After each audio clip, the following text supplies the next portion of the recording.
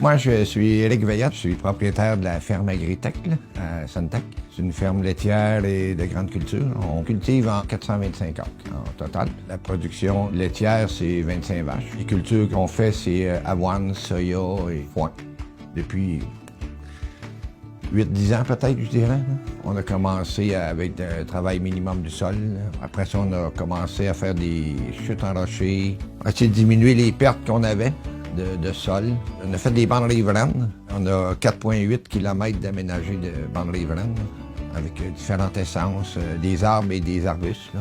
Donc, plusieurs choses qu'on a faites. Les voies d'eau engazonnées, c'était bien bénéfique. Avant, il y avait toujours un petit ruisseau, là, un fossé qui se minait tout le temps, là, puis j'en venais jamais à bout. Fait que là, avec la voie d'eau engazonnée, on a fait une chute en rocher au bout de ça. C'était fini. Fait que là, à cette heure, on passe, puis ça brosse plus. C'est bien plus le fun. On perd pas grand-chose de terrain. Au moins, il n'y a plus de ruissellement. Différentes pratiques qu'on fait, bien, il y a le semi-direct. Ça permet de sauver du travail, sauver de l'énergie, du diesel, puis le temps qu'on gagne, bien, on l'a pour faire d'autres choses.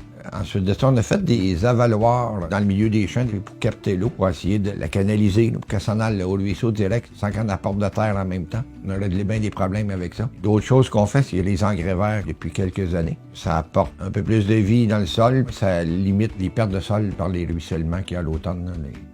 Sur le coup, on le fait. On pense pas des fois toujours aux résultats qu'on a, mais on est bien content après de l'avoir fait, puis c'est pas mal plus agréable de voir ça aussi. Là. Dans les projets à venir, ben, j'aimerais ça essayer de diminuer beaucoup les herbicides. Le principal but, c'est ça. C'est de diminuer les coûts puis essayer d'avoir le meilleur rendement possible. On fait des travaux de même, on ne sait jamais si ça va fonctionner ou des fois on ne sait pas tout à fait comment s'y prendre. On n'avait aucune idée si on pouvait avoir le résultat qu'on voulait rendre au bout. Écoute, tout a fonctionné à merveille. Là. Des résultats comme ça qu'on est content. On essaie de trouver des améliorations un peu partout, mais on n'a pas le temps de toutes les faire, mais graduellement.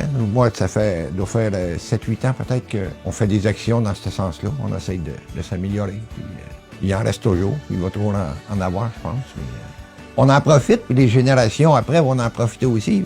Après coup, on se dit on aurait dû le faire bien avant.